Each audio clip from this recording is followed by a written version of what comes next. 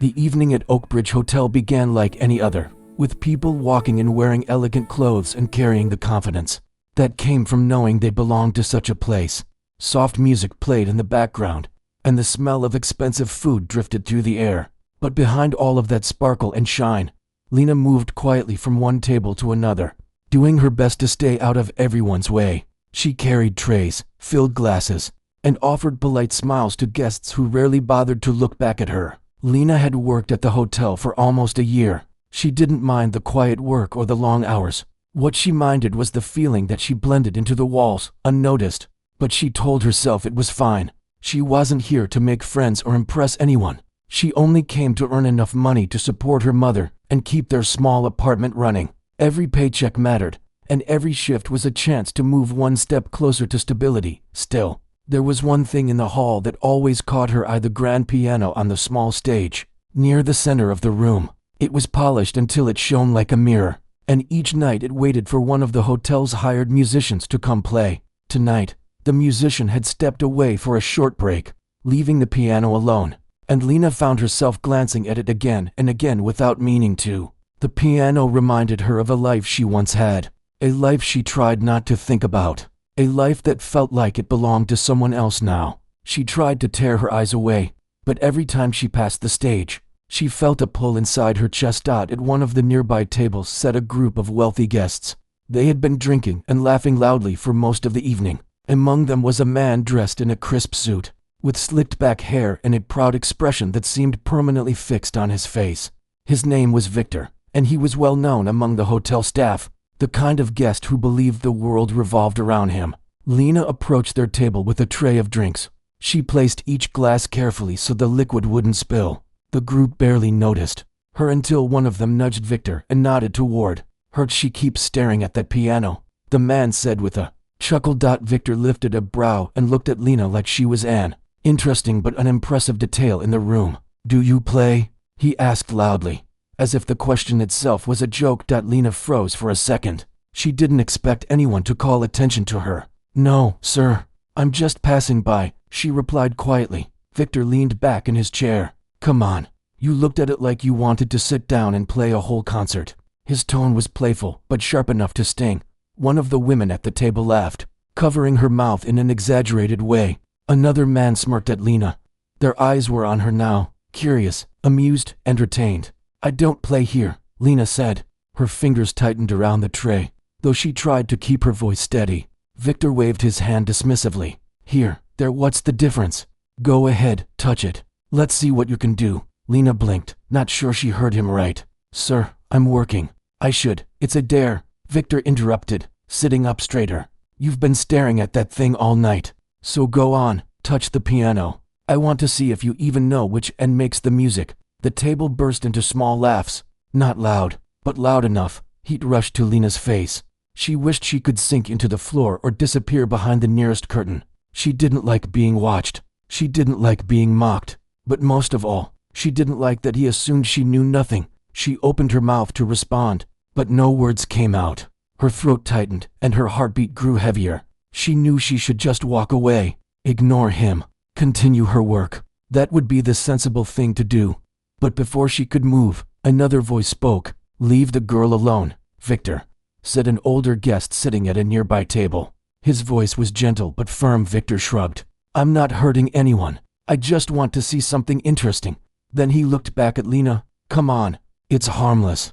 Just touch one key." His words carried a tone that made it hard to refuse without seeming weak. The others watched her, waiting. Lena swallowed. She didn't want trouble. She didn't want to be rude. But she also didn't want to play along with a joke meant to embarrass her. She forced a small smile. "I'm sorry, sir. I really have work to do." Victor chuckled. "Work carrying drinks? You can spare 1 minute. Go on."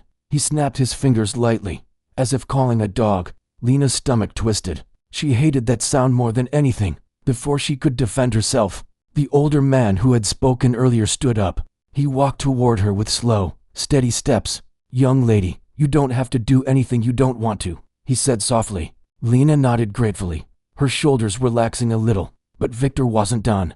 "Relax, it's not a big deal," he said. Then to his friends, he added, "She probably can't even play. That's why she's acting shy. The comment hit her like a small but sharp stone. She wondered for a moment if she should let it go. She had learned over the years that pride didn't pay bills, and arguing with a wealthy guest could get her in trouble. But something about the way he said it so sure, so confident made her chest tighten. He didn't know her. He didn't know her story. He didn't know what she had once dreamed of or why she had stopped. To him, she was just a waitress who was too afraid to try. Lena looked toward the piano again.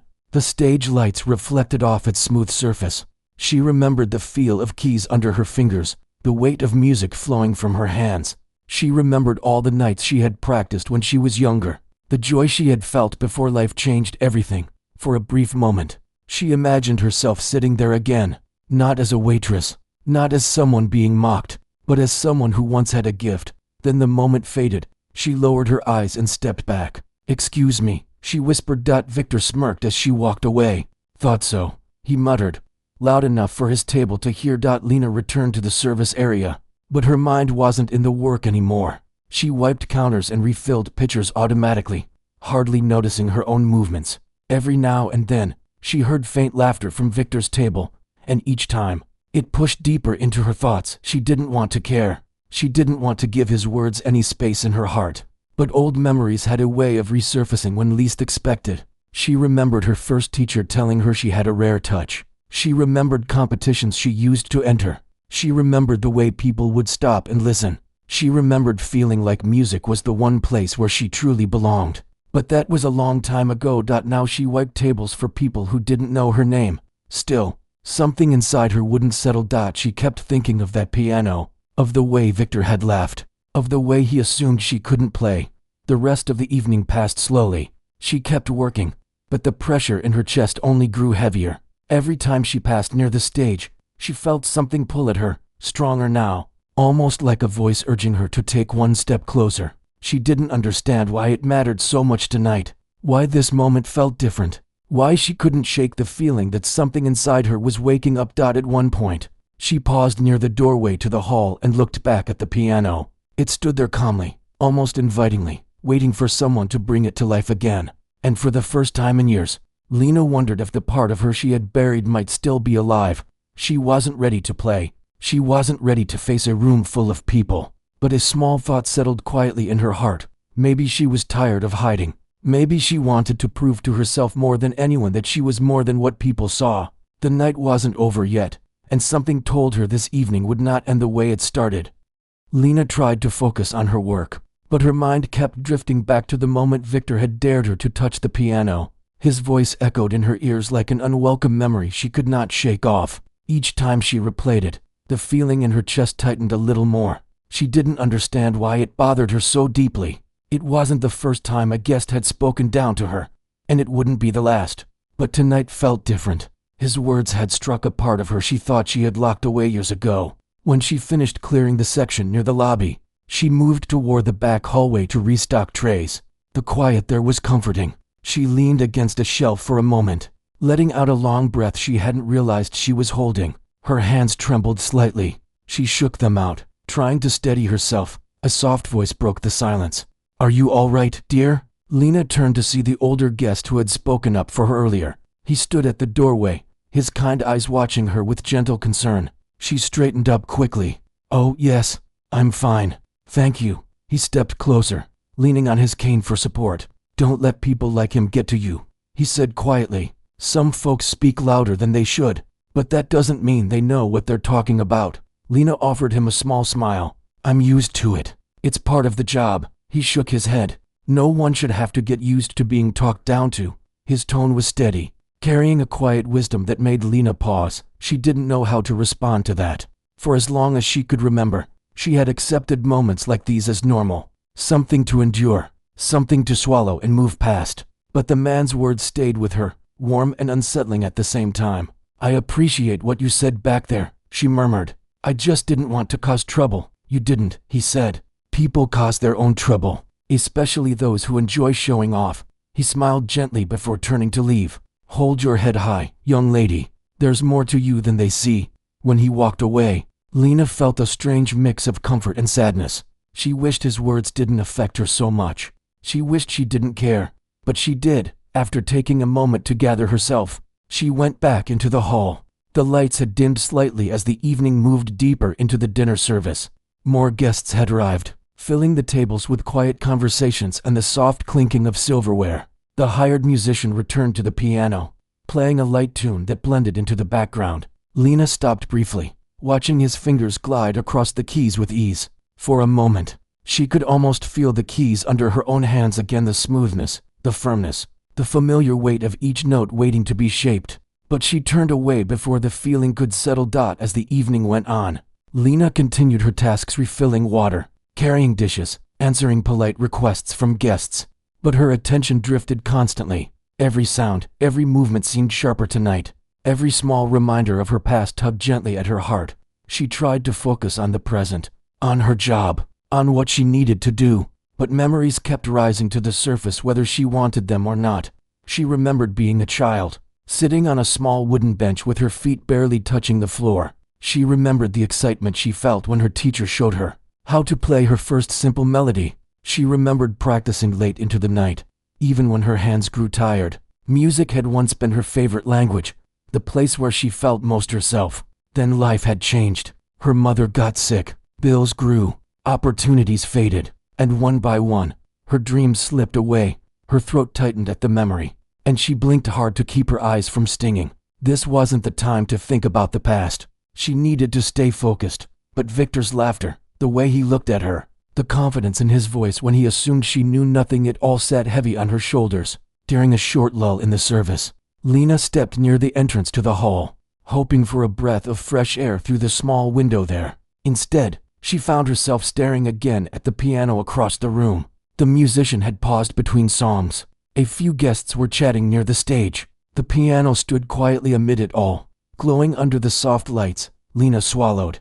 That instrument wasn't just a decoration to her. It wasn't just a piece of hotel furniture. It represented everything she had lost, everything she once loved. She wondered what her life would have been like if she hadn't had to give it up. Would she have been performing on stages, traveling, meeting people who loved music as much as she did? Would her mother have been proud to see her succeed? The questions hurt, so she pushed them away. As she walked past Victor's table again, she noticed he wasn't paying attention to her anymore. He was deep in conversation with his friends, laughing loudly at something someone else said. It was clear he had forgotten the entire interaction. To him, it was nothing, a moment of amusement at someone else's expense. To Lena, it had opened an old wound. She continued moving through her tasks, but the ache inside her kept growing.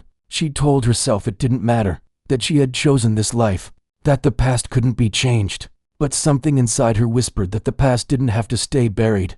Near the end of the dinner service, the older man who had spoken to her returned to the hallway. He held a napkin folded neatly in his hand. "I think you dropped this earlier," he said. Lena took the napkin, puzzled. When she unfolded it later, she saw that he had written a simple message inside. "Don't hide your light. You never know who might be waiting to see it shine again."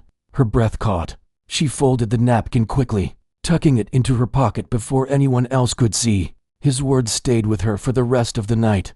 The piano music eventually stopped as the musician left for another short break. The hall grew quieter, leaving a stillness that felt deeper than before. Lena felt the silence settle around her like a soft blanket, calming, but also strangely expectant. She continued working until her supervisor told her to take a few minutes to rest. Grateful for the short break, she walked toward the back of the hall, away from the guests, toward the corridor where no one paid attention to her. But instead of going straight to the break room, Lena paused near the doorway again. From there, she could see the stage, the empty piano bench, the polished keys waiting. A strange pull tugged at her once more. Stronger now, clearer. She stepped closer, not onto the stage, just near enough to see it better. The hall lights reflected off its surface in soft gold. She imagined herself sitting there again, letting music flow through her fingers. She imagined the sound filling the room, rising above the chatter, floating through the air. Her heart beat faster at the thought. She told herself she wasn't going to touch it. She was only looking, only remembering. But maybe that was the beginning she needed. As she stood there, lost in thought, she didn't notice Victor watching her from his table, his expression unreadable, his drink held loosely between his fingers. Whatever he was thinking, she didn't know. But the night still had surprises waiting, and the quiet inside the hall was building towards something she couldn't yet see. Lena took a step back from the stage, steadying her breath. She didn't know what she was going to do next. She only knew that something inside her had started to shift, and she couldn't ignore it anymore. The night wasn't over, and the piano wasn't done calling her. The hall felt different the next morning, almost as if the air still carried the echo of the last note she played. People who had been there the previous night kept whispering about the moment, when everything stopped, when the laughter and noise vanished, and the room fell into a deep silence that no one expected. But for her, the morning began like any other. She woke up before sunrise, tied her hair back the same way she always did, and headed to work with slow steps and a quiet mind. She wasn't thinking about applause or shocked faces. She wasn't thinking about the rich man who had challenged her in front of everyone. She was simply thinking about work, about cleaning tables, carrying trays, and making sure she didn't fall behind. That was how she lived, one small step at a time. When she arrived at the restaurant attached to the huge event hall, the place was already buzzing. It wasn't the usual morning noise. People were talking faster, moving quicker, and glancing at her in ways she wasn't used to. Some smiled shyly, some avoided eye contact, some stared openly, as if trying to match her face with the memory from last night. One of the kitchen helpers, a quiet woman who barely spoke, nudged her gently and whispered, "Everyone is talking about you." She blinked. "About me? Why?" The woman looked around before leaning closer. "They said your playing made the whole hall freeze." She felt her cheeks warm. Part of her wanted to smile. Another part wanted to hide. She brushed it off and walked toward the back room to tie her apron. The manager stepped out just as she entered. He looked stiff, as if he wasn't sure how to speak to her now. "You're early," he said. "I'm always early," she replied softly. "Yes, right." He adjusted his collar. "Well, today might be a bit busy. People are returning for a lunch meeting. Big clients. They'll be using the main hall again." She nodded. "I'll handle whatever needs to be done." He gave a small smile, one she had never seen on him before. Not a polite smile, not a forced one, but something between pride and disbelief. "Good, and about last night?" She flinched. "Please don't say anything. I just want to do my work." He raised his hands gently. "All right, if that's what you want." But even with her wish to stay invisible, the world around her refused to keep things normal. As she wiped the tables in the hall, some workers from the decoration team approached her. A young man from the lighting crew stopped mid-step when he saw her. "Hey, you're the waitress who played, right?" She kept her eyes on her cloth. "Yes, but I'm not supposed to talk about it." The young man laughed lightly. "Well, too late. Everyone's talking about it." He looked at the piano sitting at the front of the hall. "You made that old thing sound alive." "I didn't think it still worked." She didn't answer. She just kept wiping. Around noon, the people for the lunch meeting began arriving. Expensive suits, polished shoes, smiles that felt too sharp. Every one of them carried an air of importance, like they were stepping into a place built only for people like them. She stayed close to the side wall, moving quietly, keeping her head low. But even with her careful steps, some noticed her. A woman in a bright jacket whispered to her friend, "That's the girl, the one who played last night." The friend turned and stared. "Really? She doesn't look like it." She felt a small sting but ignored it. Moments later, another man recognized her and gave a small nod of acknowledgement, not unkind, just curious. A few more glances followed. None of it changed how she moved, how she held the tray, or how she served water. But when the rich man from the previous night walked in through the wide doors, her breath caught. He entered with confidence, surrounded by people who seemed eager to impress him. His coat looked expensive, his watch shining even from a distance. He walked as if the room already belonged to him. But when his eyes landed on her, something in his expression shifted. Not anger, not pride, not the arrogance he showed before. Confusion, then surprise, then something like respect, although he seemed unsure how to show it. She quickly turned away and moved toward the back. Her hands felt shaky, her heartbeat uneven. She didn't want any confrontation, not after last night. But the manager rushed toward her. "He asked for you." She froze. "Why?" The manager whispered urgently. "I don't know, but he said he wants to speak." She swallowed hard. "I don't want to, I understand," he said gently. "But he's insisting, and he's a very important guest today." Her shoulders tightened. She took a slow breath and forced her feet to move. When she approached the table, the rich man looked up. He studied her face for a moment before speaking softly, almost carefully. "Last night," he said. "I didn't expect that to happen." She stayed silent, I thought you'd hit a key and laugh nervously. He continued. I thought the room would tease you a little, and things would go back to normal. He paused. But then you played. She opened her mouth but nothing came out. You shocked me, he said plainly. You shocked everyone. She managed to whisper. I didn't mean to cause trouble. He shook his head. You didn't cause trouble. You revealed something. His voice softened even more. You revealed what talent really looks like. The people sitting around him exchanged looks. Some nodded. Some seemed unsure how to react. The rich man continued. I want you to play again. Her heart dropped. No, she said quickly. I can't. I'm working. I'll speak to your manager. That's not the problem, she whispered. I just don't want to. He leaned back, thinking. Why? Because she didn't want the attention. Because she didn't want to be laughed at again. Because she didn't want to feel small or exposed. But she couldn't explain all that. She simply said, I'm not ready. The rich man didn't argue. He only nodded slowly. All right. I respect that. She turned away, feeling relief until his voice followed. But the hall won't let go of what you did. People won't stop talking. She kept walking, trying to ignore his words, but they stayed with her. Hours passed. The lunch ended. The hall began emptying, but the weight inside her chest didn't fade. When the guests finally walked out, the rich man paused by the door and looked back at her. If you ever decide to play again, he said quietly, don't do it because someone dares you. Do it because it's yours. Then he left. The words sank deep. That night, after everyone went home and the hall turned silent again, she stood alone by the piano. Her fingers hovered above the keys but didn't touch them. The world had changed around her, yet she felt like the same person standing in the same place, and she had no idea whether this was the beginning of something or the start of trouble she never asked for. Lena stood near the back corner of the hall, trying to calm the strange mix of nerves and longing swirling inside her. The evening had been long, but it wasn't the work that tired her, it was the weight of her thoughts.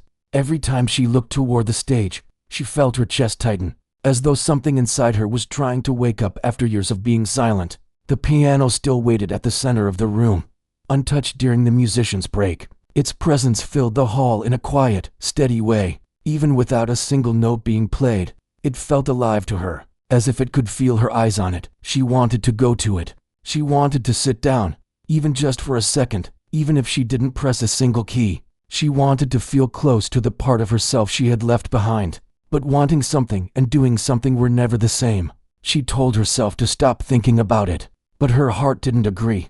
A new group of guests entered the hall, drawing her attention back to work. She quickly straightened her apron and walked over to help them find their seats. She offered the same polite smile she had worn all evening, but her mind wasn't fully there. She moved through the motions carefully, trying not to let her distracted thoughts show. After she finished assisting them, she stepped aside to refill pitchers at the service table. As she worked, she felt a shift in the air behind her. A small change, like the subtle tightening of a string. She turned slightly and saw Victor walking toward the stage, alone. His friends stayed at their table, still chatting loudly. Victor stopped near the piano and rested his hand on the polished surface, almost as if examining it. Then he looked over his shoulder, directly at her. Lena quickly lowered her gaze and focused on pouring water into the pitchers. She didn't want to meet his eyes. She didn't want him to think she was paying attention to him. But the feeling that he was watching her didn't go away. When she finished, she lifted the last pitcher and headed toward the far side of the hall. She tried to keep her steps steady, but her heart had started beating faster. She wasn't afraid of him, not exactly. She just didn't want another scene. The earlier one had been enough to shake her for the entire night. Before she could reach the table she was assigned to, she heard someone speak behind her. Still staring at it, her shoulders stiffened. She didn't turn immediately. She took a breath, then faced Victor. His expression was smug, but quieter now, not loud and showy like before. He stood only a few steps away, hands in his pockets, as if he'd walked over casually. I'm working, she said softly. Victor nodded slowly, his eyes flicking toward the stage. Sure, working. Then he tilted his head. So tell me, why were you looking at it like that? You looked like you wanted to sit down there more than anything. Lena felt a small pinch in her chest. I wasn't, she said, though the words came out too quickly. He raised an eyebrow. Really? She didn't answer. Victor let out a short laugh. You're a terrible liar. Lena felt heat crawl up her neck. She hated. The night air outside the hall felt cooler than usual when she stepped out after her shift. She wrapped her arms around herself and walked slowly, letting her mind settle. Everything that happened earlier, the whispers, the rich man's words, the unexpected attention kept circling in her head like a tune she couldn't forget. She didn't dislike playing the piano. In fact, it was the one thing in her life that felt natural, like breathing. But playing in front of people, especially people who never saw her as anything more than a waitress, felt heavy. She wasn't sure if she could carry the weight of their expectations. On her way home, she passed by a small shop that sold old music sheets. It was a place she used to stop at when she was younger, back when she had dreams she believed were possible. The shop was closed, but its window still displayed stacks of faded notes. She paused, staring at them for a long moment, as if they were calling her. A memory surfaced, a memory of her father teaching her to press the keys gently, telling her that music wasn't about speed or strength but feeling. She could almost hear his voice again, calm and warm, guiding her. For a moment, she felt the urge to run back to the hall and play something simple, something soft, but she shook the feeling away and continued walking. The next morning, she woke up tired but pushed herself to get ready. The day felt ordinary, but her thoughts were still tangled. She tied her apron and stepped into the restaurant, expecting just another shift, but things were not normal. As soon as she walked into the hall, she noticed a group of workers setting up large speakers and adjusting microphones. The stage that usually sat quietly with the old piano was being cleaned and polished. The atmosphere buzzed with preparation. She approached one of the workers.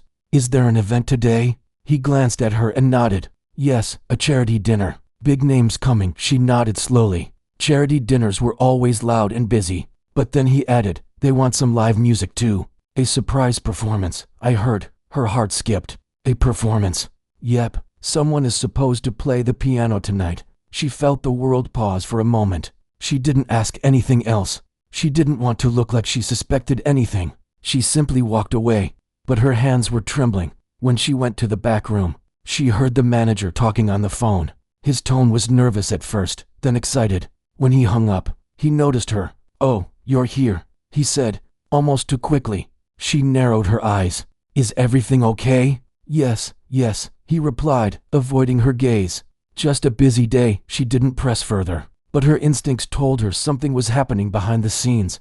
Hours passed in a blur. She helped set tables, carried trays, and adjusted decorations, but her mind stayed uneasy. Every time she glanced at the piano, she felt like it was watching her, waiting for her. Around late afternoon, the manager pulled her aside. He cleared his throat. "I need to talk to you." She braced herself.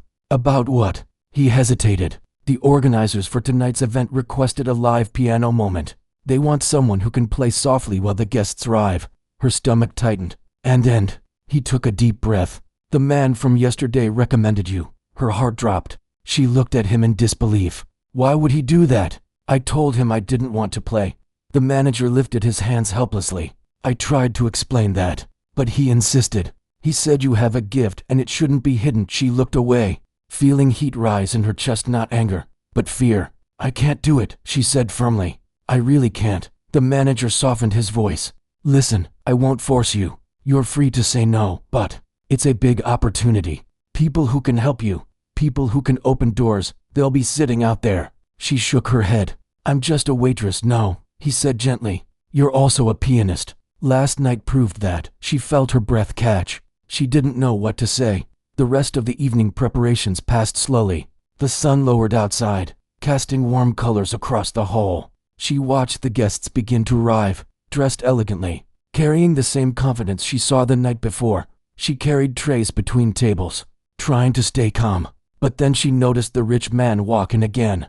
This time, he wasn't smiling arrogantly. His expression was more thoughtful. When he saw her, he nodded once in silent acknowledgement. She looked away quickly. A few minutes later, the manager approached her again. "If you want to play, now is the moment. If not, the pianist the organizers hired can start instead."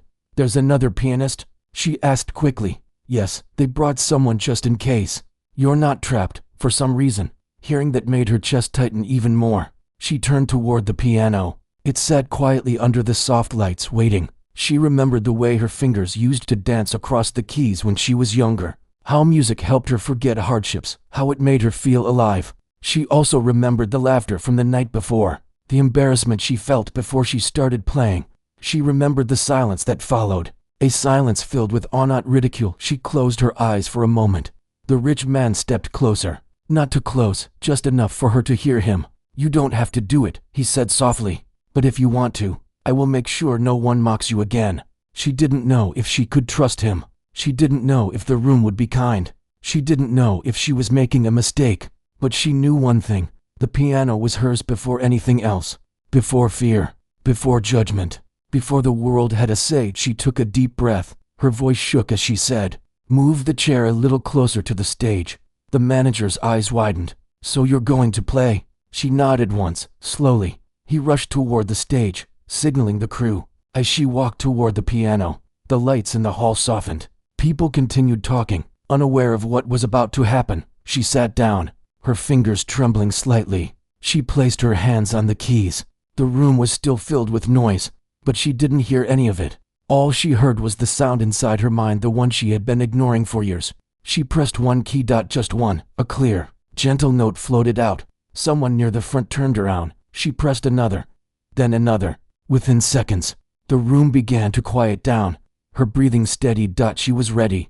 And when she finally began to play, the entire hall slowly, silently, turned toward her again. When she began playing, the hall slowly transformed around her. The lights softened as if they wanted to listen. Conversations faded, replaced by the gentle rise of each note that left her fingertips. She started with a soft melody, something simple and familiar, something she used to play when she needed to calm her mind. Her fingers moved carefully at first, but soon they remembered the feeling they had been missing for so long. She didn't look at the crowd. She didn't want to see their expressions, the judgment or the surprise or the expectations. She kept her eyes on the keys, letting each sound guide the next. She let herself breathe in the music. Then something unexpected happened. Her fear began to melt.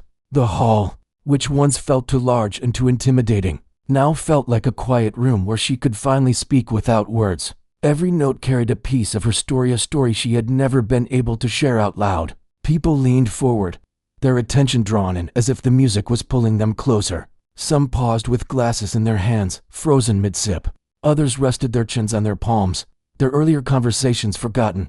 Within minutes, the hall was completely silent. Even the staff stopped moving. Everyone listened. And for the first time in years, she felt seen, not as a waitress, not as someone in the background, but as a person who had something beautiful to offer. She shifted into another melody, slightly stronger, filled with emotion she had held inside for so long. She didn't think about the correct way to play or the people watching. The music felt natural, like water flowing where it needed to go. She closed her eyes. Her fingers carried her. When she finally reached the end of the piece, her hands hovered above the keys for a moment. The final note lingered in the air, long enough to make the room stay breathless. Then silence. Deep, heavy silence. She opened her eyes slowly. Dozens of faces stared at her, not with pity, not with boredom, but with genuine awe. Their eyes were wide, their expressions soft. Some even looked emotional, touched in a way they didn't expect. She felt her chest tighten. She didn't know what to do. She stood up quickly, ready to walk away before that silence turned into something else. But then a gentle clap. Just one. She turned her head slightly. It was the rich man. He was standing, his hands slowly coming together with a look she had never seen on his face. Not arrogance, not pride. Respect. His clapping grew louder. Then others joined in. One by one, people stood up from their seats. Their applause filled the hall, echoing off the high ceiling like waves. It was warm and overwhelming, and she felt herself freeze in place. She didn't know how to react. Her manager stood at the back, his face lit with pride. The kitchen helper peeked through the doorway, smiling shyly. The lighting crew members clapped the loudest of all, cheering as if they had known her forever. She lowered her head, embarrassed and grateful at the same time. The applause went on longer than she expected, but eventually, it softened. When she stepped off the stage, her legs felt weak. The rich man approached her, slower this time, more mindful. "You were extraordinary," he said in a low voice. She shook her head, her voice small. "I just played." "No," he replied gently. "You shared something real." She didn't know how to respond. He continued, "I owe you an apology. For last night. For the way I acted. For thinking I could judge you in a moment." She looked up, surprised. "You don't need to." "I do," he interrupted. "You didn't deserve the way I challenged you. I treated you like entertainment, not like a person. That was wrong." She stayed silent, He took a breath. If you ever consider pursuing music again, I can help. I know people, teachers, opportunities, places where you could learn and grow. Her heart fluttered for a moment, but she steadied herself. I don't know, she whispered. It's a big step, he nodded. I'm not asking you to decide now. Just know the door is open. You deserve more than to hide your talent. For the first time since she met him, she felt no discomfort around him. He wasn't talking down to her. He wasn't trying to show off. He was simply being honest. After he walked away, the manager approached with a gentle smile. You made the whole hall stop again, he said softly. I've never seen anything like it, she smiled faintly. I didn't expect any of this, maybe, he said. But it was meant to happen. She didn't know if she believed that, but she appreciated the thought. She stepped outside the hall for a moment to breathe. The air felt fresh on her skin. She didn't feel heavy anymore. She didn't feel small. She felt lighter, as if something inside her had finally opened. As she stood there, a thought came quietly into her mind. Maybe it was time. Maybe she didn't have to stay hidden. Maybe the music she had kept to herself all these years was meant to be heard. She wasn't sure what her future would look like. She didn't know if she'd take the offer, or if she'd find her own way. But she knew one thing. She wasn't the same person she was before she touched the piano. Her life had shifted, and even if she didn't know exactly where she was going, she could feel something new beginning, something she never thought she'd allow herself to dream about again. With a quiet breath and a small hopeful smile, she walked back inside, ready to face whatever came next.